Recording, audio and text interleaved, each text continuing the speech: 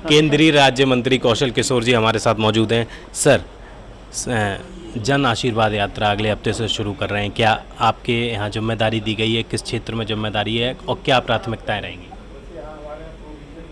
16 से शुरू करेंगे और ये प्रथम में मेरी लोकसभा उन्नाव है, तो उसकी सभी विधानसभाएं करेंगे, रात में स्टे करेंगे। फिर 17 को एक विधानसभा उन्नाव की पूर्वा करके और एक रायबरेली की विधानसभा है बछरावा, वो करेंगे और फिर बाराबंकी की 3 विधानसभा करके रात में स्टे करेंगे। फिर उसके बाद 18 को सुबह बाराबंकी की एक विधानसभा कुर्सी है वो करेंगे। फिर आगे बढ़ कर के सीतापुर की महमूदाबाद, बिश्वा, लहरपुर और हरगांव, ये 4 विधानसभा करके इस कार्यक्रम को 3 दिन में मैं ख़त्म करूँगा। जन आशीर्वाद यात्रा में चूँकि जनता के हित का काम जो हमारी सरकार ने किए हैं, आज 18 घंटे बिजली लोगों को, किसानों को मिल रही है, गांव में किसान निधि सम्मान मिल रहा है 6,000 रुपये साल में, या लोगों को उजला गैस के तहत 14 करोड़ लोगों को अभी वो मिल गया है गैस सिलेंडर, चूल्हे, और 1 करोड़ लोगों को और देने सरकार जा रही है। अभी मोदी जी ने घोषणा किया है, बिजली के कनेक्शन मुफ्त हैं। और इसी तरह शौचालय अभी 15 अगस्त 2022 तक सबको, जिनके पास आवास नहीं उनको मिलेंगे आवास। तो ये सारी योजनाओं के बारे में जनता के हित का काम जो ज़मीनी लेवल पे है वो मोदी जी ने किया है, उत्तर प्रदेश में योगी जी ने किया है। तो इन सारी चीज़ों को उनको बताना है, याद दिलाना है और उनसे आशीर्वाद चाहिए कि सारी चीज़ें फिर से मिलती रहें, वरना किसी दूसरे की सरकार आएगी तो बिजली 8 घंटा रह जाएगी।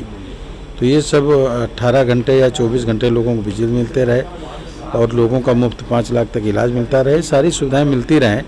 इसलिए फिर वो आशीर्वाद दें कि बीजेपी की सरकार बने, और बीजेपी की जब फिर सरकार आएगी तो उनको और ज़्यादा इन सब चीज़ों का फ़ायदा होगा। बीजेपी किसान मोर्चा की तरफ से उत्तर प्रदेश में किसानों को मनाने की कवायद शुरू की जा रही है अगले हफ्ते से, उसको किस तरीके से देखते हैं?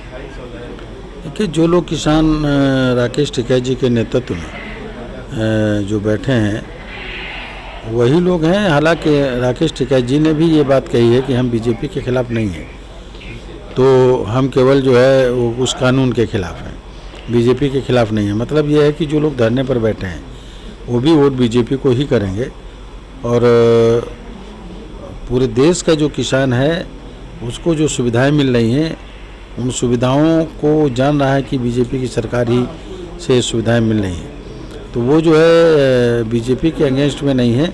इसलिए आप देख रहे होंगे पूरे देश का किसान जो है राकेश टिकैत जी के साथ आंदोलित नहीं हुआ।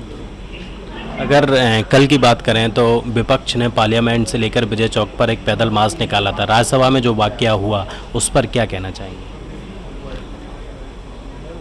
मुझे अफसोस के साथ ये बात कहनी पड़ रही है कि विपक्ष को ये पता नहीं है कि क्या करना चाहिए उनको। विपक्ष अगर चाहता तो पार्लियामेंट के अंदर हर मुद्दे पे चर्चा कर सकता था और अपनी बात को रख सकता था, लेकिन विपक्ष ने सिर्फ एक उस पर चर्चा किया और वो था पिछड़े वर्ग के लोगों को राज्य सरकार जो हैं उनको ये अधिकार देना कि पिछड़े वर्ग के लोगों का अपना जनगणना करा के उनको अपने अधिकार देने के लिए, वरना किसी मुद्दे पे जो है विपक्ष ने सदन को चलने नहीं दिया। और क्या कहना चाहते हैं ये भी नहीं कहा, हो हा हुल्ला मचा के, हुल्लड़ करके, और राज्यसभा और लोकसभा का सदन लगातार स्थगित करने का तक के उन्होंने आखिरी समय तक किया। तो विपक्ष के बारे में जनता में जो संदेश गया है, जिस चुनाव क्षेत्र से वो लोग जीत करके आए लोकसभा के लोग उनके बारे में ये संदेश चला गया कि इनको जिन काम के लिए भेजा गया था और बोले थे कि हम जाएंगे तो सदन में आवाज़ उठाएंगे, सदन में हो हल्ला मचाएंगे, इसके लिए नहीं भेजा था जनता ने।